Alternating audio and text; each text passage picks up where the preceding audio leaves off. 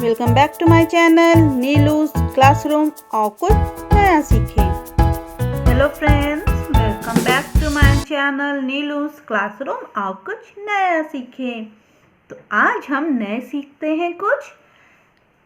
तो आज हम पढ़ेंगे चित्रकथा के माध्यम से एक और कहानी जिससे हमें कुछ सीख मिलेगी। तो आज हमारे दर्जी और हाथी। आपसे बहुत सारे बच्चों ने इस कहानी को ज़रूर सुना होगा। तो चलिए एक बार फिर देखते हैं चित्रकथा के माध्यम से और सुनते हैं इस प्यारी सी कहानी को। एक दर्जी था, उसकी एक हाथी से दोस्ती थी, क्योंकि हाथी जो था वो रोज़ नदी में नहाने जाता था। तो हाथी जब नदी में नहाने जाता तो वो जिस रास्ते चलता था उस रास्ते में दर्जी की दुकान थी और दर्जी रोज़ उस हाथी को 2 रोटियां खिलाता। हाथी रोज़ उस दर्जी से मिलता और दर्जी उसे रोटी खिलाता। हाथी रोटी खाकर चला जाता। इसी प्रकार रोज़ ये कार्यक्रम चलता रहता। हाथी रोज़ वहाँ से गुज़रता, दर्जी से मिलता, दर्जी उसे रोटी खिलाता। फिर हाथी नदी की ओर चला जाता। इस प्रकार दिन बीत रहे थे और दर्जी और हाथी में बहुत अच्छी दोस्ती हो गई थी।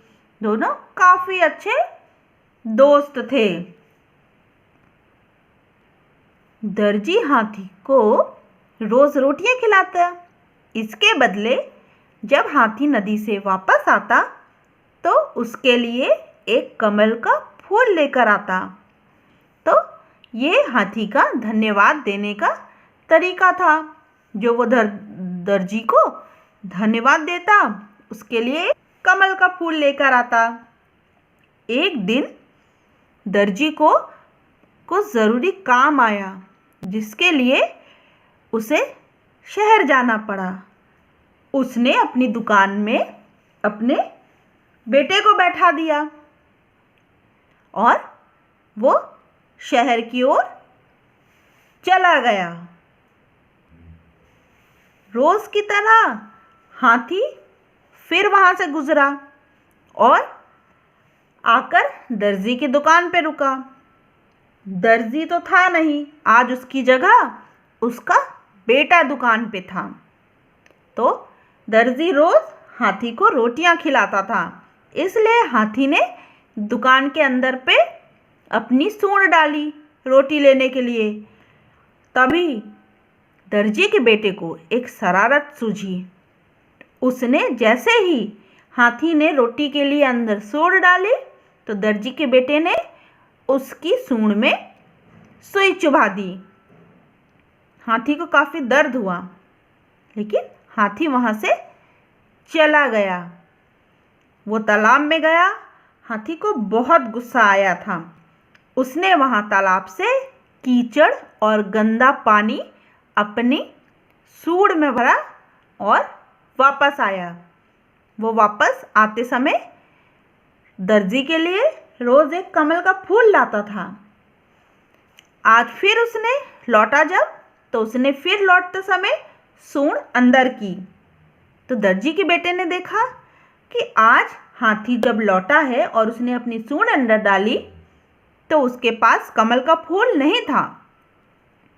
तो उसने फिर से उसकी सूंड में सुई चुभा दी और हाथी ने उसके ऊपर जो अपनी सूंड में गंदा पानी और कीचड़ भरा था, सारा का सारा दर्जी के बेटे के ऊपर फेंक दिया, जिससे दर्जी का बेटा तो गंदा हुआ ही, वहाँ रखे हुए सारे कपड़े खराब हो गए। इस प्रकार दर्जी को बेटे को काफ़ी अच्छा सबक मिला। तो बच्चों, इस कहानी से हमें यह शिक्षा मिलती है कि हमें हमेशा दूसरों से अच्छा व्यवहार करना चाहिए। अगर हम दूसरों से अच्छा व्यवहार करेंगे तभी हमें अच्छा व्यवहार मिलेगा। हम किसी से प्यार से बात करेंगे तभी हमें प्यार मिलेगा। कभी किसी को परेशान नहीं करना चाहिए, दुख नहीं देना चाहिए, नहीं तो जैसा व्यवहार हम दूसरों के साथ करेंगे वैसा ही हमें मिलेगा। जिस प्रकार दर्जी बेटे ने हाथी को परेशान किया, उसके साथ जैसा दुर्व्यवहार किया, बस वैसा ही व्यवहार हाथी ने भी उसके साथ किया। तो जैसे को तैसा, आप अपने लिए जिस प्रकार का व्यवहार चाहते हैं वैसा ही व्यवहार हमें दूसरों के भी साथ करना चाहिए। अगर आपको प्यार चाहिए तो आपको दूसरों से भी प्यार करना होगा और हमें कभी किसी के भी साथ ऐसी शरारत नहीं करनी है जिससे उसे तकलीफ हो।